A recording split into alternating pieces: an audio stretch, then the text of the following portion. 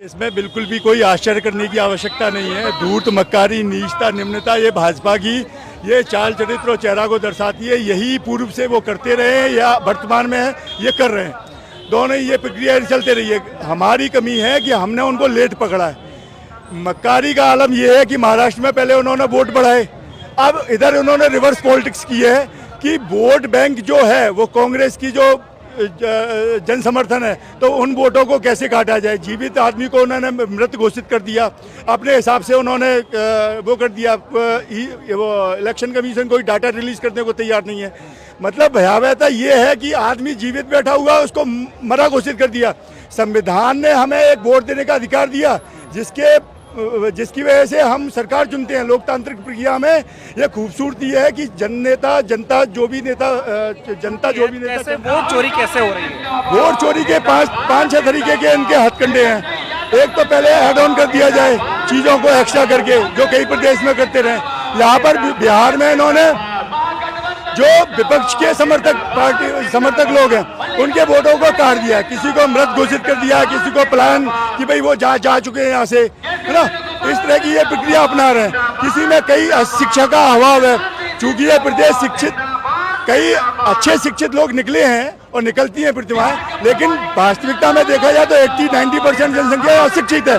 तो उसका लाभ लेकर, उनकी अशिक्षा का लाभ लेकर इन्होंने उनके वोट को काट दिया। अब उनके अंदर डर और भय इतना है कि खुलकर वो जनता से और किसी नेता से और समाज सेवी से बोल नहीं सकते कि भाई हमारा वोट कटा है। एसआर के द्वारा चोरी हो रही है। एसआर में ये होती है तो कोई आदमी जिंदा है, जीवित है, उसको अपने प्रशासनिक के अधिकारी के द्वारा, बीएलओ के द्वारा उसको मृत घोषित करता है। और चुनाव आयोग को जब सबूत दी जाती है तो वो कहता है ये गलत है। और वो जो मांगता है कि आप शपथ पत्र दें।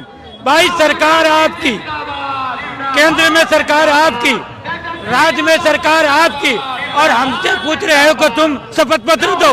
आप क्यों ने उसको शपथ पत्र मांगते हो अगला से? आप शपथ पत्र दीजिए। और वोट चोरी का मामला को देखा है, एक घर में 38 वोट निकलता है, सिंगल घर है, इस घर में 38 वोट कहाँ से आ गया? मुझे जवाब चाहिए। एक कुछ आदमी नाम है बिहार का, कुछ जिला है, उसमें 48 वोट निकलता है। एक बाप को कितना पुत्र? 6, 7, 8, 9। ये नहीं कि 48 नहीं हो सकती है।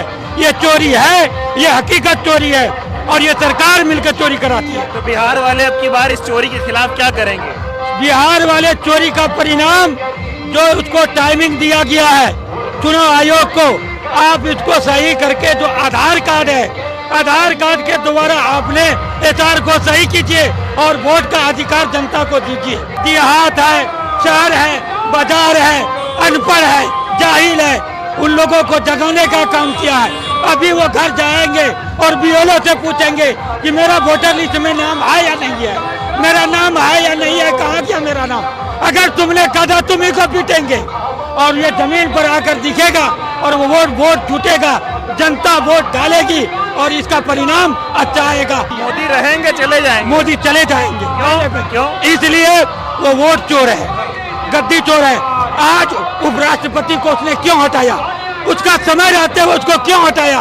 उसका कुछ कमी है जो उसका पोल खुलने के लिए वाले थे। मोदी कह रहे विकास में काम बहुत किए। कभी काम नहीं किया है, मैं वो बता दे।